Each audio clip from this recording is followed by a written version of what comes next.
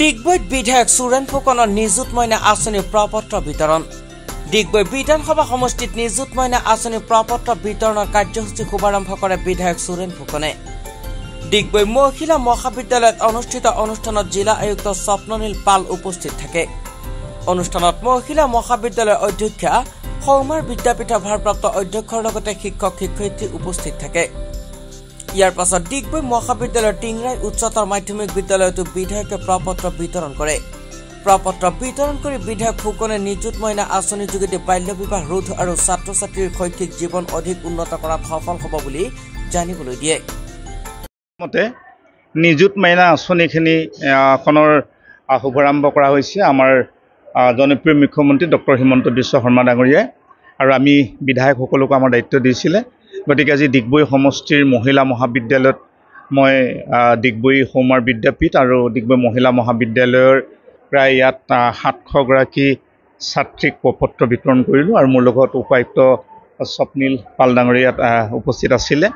গতিকে আমি সকলোৱে জানো বিশেষকৈ আজি বাল্য বিবাহ ৰোধ কৰিবৰ কাৰণে আৰু আমাৰ যাতে মাজত যাতে স্কুল এৰি যাব নোৱাৰে আৰ্থিক অনাটন ভুগী, এই ক্ষেত্ৰত বিশেষভাৱে গুৰুত্ব দিয়া হৈছে। আৰু বিশেষকৈ গ্ৰাম্য অঞ্চল চাহবাগিচা অঞ্চলৰ বহু ছাত্ৰীয়ে বা বহু ছাত্ৰই ইতিমধ্যে তেওঁলোকে কৰ্মমুখী হৈ বিভিন্ন ৰাজ্যৰ বিভিন্ন অঞ্চললৈ গৈছে। তেওঁলোকে যাতে ৰোধ কৰিব পৰা হয় সেইকাৰণে এই নিযুত মইনা আঁচনিখিনি দিয়া হৈছে। আজি বিনামূলীয়াকৈ কিতাপ দিয়া হৈছে, বিনামূলীয়াকৈ ইউনিফৰ্ম দিয়া হৈছে, বিনামূলীয়াকৈ দুপৰীয়া খাদ্য দিয়াৰ ব্যৱস্থা কৰিছে। গতিকে চৰকাৰখনে যথেষ্ট ছাত্ৰ ছাত্ৰীসকলৰ কাৰণে কাম কৰিছে, আৰু আমি ডিগবৈ সমষ্টিটোত যথেষ্ট আমাৰ ছাত্ৰ ছাত্ৰী আছে, আৰু এই ছাত্ৰ ছাত্ৰীসকলৰ কাৰণেও ইতিমধ্যে আমি কলেজ পৰ্যায়তে হওক, হাইস্কুল, এম ই স্কুল বা অংগনবাদী কেন্দ্ৰলৈকে সকলো ক্ষেত্ৰতে আমি গুৰুত্ব দিছোঁ। আৰু মাননীয় মুখ্যমন্ত্ৰী ডাঙৰীয়াই বিশেষকৈ এই অঞ্চলৰ যিবিলাক জৰাজীৰ্ণ কলেজ আছিলে বা জৰাজীৰ্ণ আমাৰ স্কুল আছিলে বা অংগনবাদী কেন্দ্ৰ আছিলে, যোৱা 8 বছৰৰ কাৰ্যকালত আমি যথেষ্ট পৰিমাণে পুনৰ নিৰ্মাণ কৰিলোঁ। গতিকে অহা দিনবিলাকত যাতে এখন সুৰক্ষিত অসম হয়, যাতে বিকশিত অসম হয়, আৰু বিশেষকৈ পঢ়াৰ ক্ষেত্ৰত যাতে টকাৰ অন্তৰায় নহয় সেইকাৰণে গুৰুত্ব সহকাৰে এইখিনি পৰ্যালোচনা কৰি মাননীয় মুখ্যমন্ত্ৰী ডাঙৰীয়া আৰু শিক্ষামন্ত্ৰী ডক্টৰ ৰণোজ পেগু ডাঙৰীয়াই আচলতে এইখিনি সুদূৰ প্ৰসাৰী সিদ্ধান্ত লৈছে। আজি নিযুত মইনা আঁচনিৰ শুভাৰম্ভণি হ'ল গোটেই ৰাজ্যজুৰি। চ' আমাৰ ডিষ্ট্ৰিক্টতো আমি আজি কৰিলোঁ। চ' মই ইয়াতে ডিগবৈ মহিলা মহাবিদ্যালয়ত আহি পেলাই বিৰাট ভাল লাগিছে। আৰু এতিয়া first year class 11 degree first year আৰু PG ফাৰ্ষ্ট ইয়াৰৰ কাৰণে এই বছৰে এই আঁচনিটো মুকলি কৰি দিয়া হ'ল। আৰু এতিয়া ফৰ্ম আজিৰ পৰা বিতৰণ কাৰ্যসূচীটো আৰম্ভ হৈছে। আজিৰ পৰা 14 তাৰিখলৈকে ফৰ্মটো বিতৰণ হ'ব।